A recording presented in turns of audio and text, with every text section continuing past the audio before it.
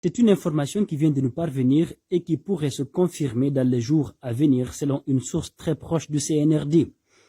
Selon notre informateur, le CNRD pourrait abandonner le dossier de récupération du domaine qu'occupe le leader de l'Union des forces démocratiques de Guinée, Cellou Dalein Diallo. Sans donner plus de détails, notre interlocuteur qui a souhaité garder l'anonymat a indiqué que le CNRD ne souhaiterait pas subir la colère de l'UFDG le 28 février prochain.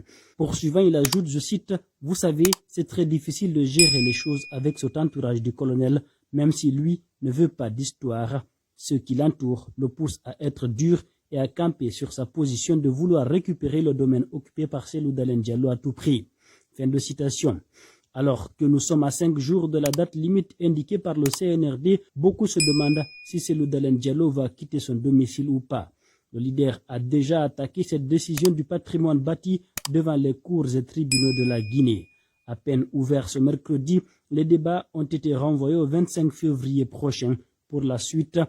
Pour rappel, le leader de l'UFDG, Cellou Dalein Diallo, a assigné un référé pénal à la Direction générale du patrimoine bâti public à travers l'agence judiciaire à l'effet de l'amener à stopper la décision visant à l'expulser de sa résidence privée, sise à Dixine-Port. Quant à la question de savoir comment est-ce que le CNRD pourrait faire machine arrière alors que le dossier est pendant devant la justice guinéenne et que le porte-parole du gouvernement Ousmane Gawal Diallo et le colonel Amara Kamara ont récemment réitéré à la télévision nationale que le CNRD ira jusqu'au bout sans reculer, notre source répond « Patientez, nous ne sommes qu'à quelques jours du 28 février, la date limite, vous verrez. » Fin de citation.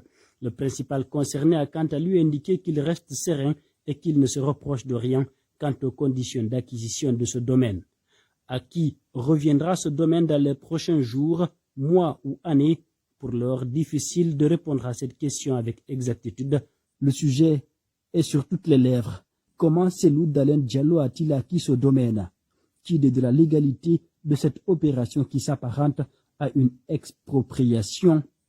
Il faut le dire d'emblée à l'entame, le domaine où est bâtie la maison du leader de l'UFDG fait partie du domaine privé de l'État.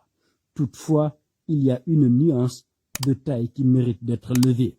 L'ancien Premier ministre, devenu une des figures politiques les plus importantes du pays, a légalement acheté le dit domaine au prix du marché à l'époque en toute légalité. L'une des particularités de cette vente, c'est qu'il y a eu un décret du président de la République d'alors, feu général Lansana Conté, qui l'a autorisé. Il y a documentation béton qui justifie la régularité de cette opération de vente.